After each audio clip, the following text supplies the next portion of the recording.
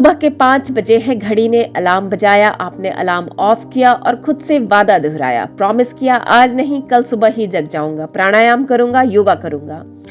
इसी तरह आपके पास करने के लिए कई चीजें पड़ी हुई हैं, बर्तन सिंक में पड़े हैं, चाहे वो फिर घर की सफाई हो, घर को डीक्लटरिंग करना हो, ग्रोसरी की खरीदारी करने की जरूरत है।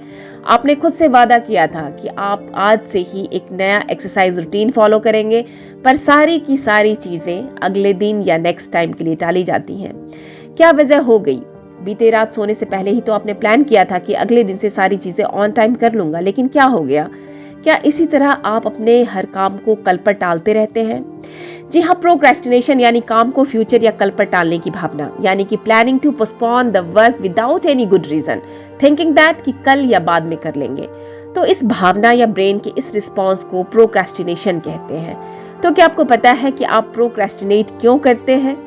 यहाँ पर सबसे पहले ये समझना होगा कि if you procrastinate, it's not because you are lazy, it's because your body is in a threat state.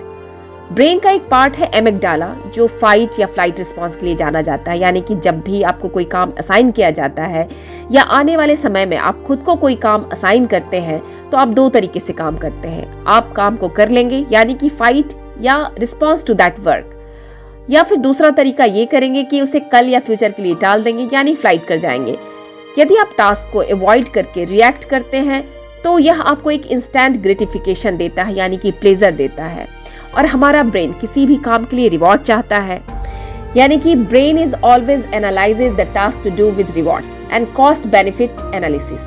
यही वो रीजन हो सकते हैं आपके प्रोक्रेस्टिनेशन के, लेकिन आपका यह एक्शन आपको एंजाइटी और स्ट्रेस भी देता है। तो इसको केवल ब्रेन रिस्पॉन्स समझकर या ब्रेन का धोखा समझकर हम यूं ही प्रोक्रेस्टिनेट करते रहें, या हम इस रिस्पॉन्स पैटर्न को बदल दें। तो कैसे करें सामना प्रोक्रेस्टिनेशन के रिपीटेड पैटर्न का? हेलो फ्रेंड्स, मैं हूं श्वेता, मैं क्लिनिकल साइकोलॉजिस्ट हूं और आज आपको देने वाली हूं 3 ऐसे इफेक्टिव टिप्स जिससे आप इसके प्रोक्रेस्टिनेशन की जो विशियस साइकिल है उसके पैटर्न को इजीली ब्रेक करेंगे और इस आदत से छुटकारा पा लेंगे। तो पहली टिप मेरी ये है कि give yourself small task. Procrastination भी बार बार लिए जाने वाला एक डिसीजन है। आपको ये पैटर्न ब्रेक करना होगा। आपको याद रखना होगा कि कुछ महत्वपूर्ण करने के लिए है। जाहिर है आपका करने का मन नहीं करेगा उस सिचुएशन में जब आपको टास्क कठिन मालूम होगा, तब भी आप इसे बार बार छोटे छोटे स्टेप्स में करने के लिए कोशिश करें, जिससे कि आपका काम आसान तो होगा ही और प्रोक्रेस्टिनेशन की संभावना भी धीरे धीरे कम होने लगेगी। रिमाइंडर सेट करना भी प्रोक्रेस्टिनेशन को कम करता है धीरे धीरे, और इजीएस्ट टास्क डन जो है, ये टेंडेंसी आप में एक मोबिलिटी पैदा करती है, प्रोक्रेस्टिनेशन से धीरे धीरे इसको आपको छुटकारा दिलाती है। दूसरी टिप ये है कि भविष्य की कल्पना करें। हम किसी भी काम को तब तक टालते रहते हैं जब तक या तो वो कठिन होता है या फिर हमारा ब्रेन ये डिकोड कर लेता है, मीन्स ये विश्वास दिलाता है कि वो काम भविष्य में आसान हो जाएगा। तो इस पूर्वाग्रह से निपटने के लिए हमें अपने आप को बार बार याद दिलाना होगा कि भविष्य में ये काम कतई आसान नहीं होने वाला, बल्कि हमारे लिए और भी मुश्किल पैदा करने वाला है और हमें और ज्यादा स्ट्रेस देगा और ज्यादा एंजाइटी देगा। तीसरी चीज आप ये कर सकते हैं कि get out of freeze state.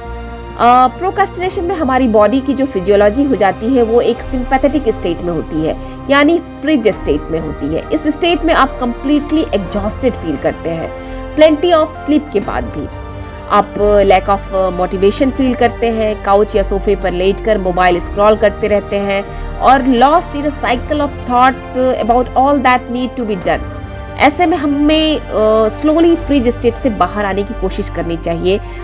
हमें वॉकिंग करना चाहिए, डीप बेली ब्रीदिंग कर सकते हैं। ये सब में सबसे आसान और एक्सेसिबल तरीके हैं जिन्हें करने के लिए you don't require much effort. तो डियर फ्रेंड्स, अगर आप भी प्रोक्रेस्टिनेशन के शिकार हैं तो इन इजी स्टेप्स को अमल में लाएं और फिनिश करें अपना टास्क ऑन टाइम। तो फिर मिलते हैं एक नए इन्फॉर्मेटिव वीडियो के साथ। तब तक अपना ख्याल रखें। Let's sci-fi, bye bye.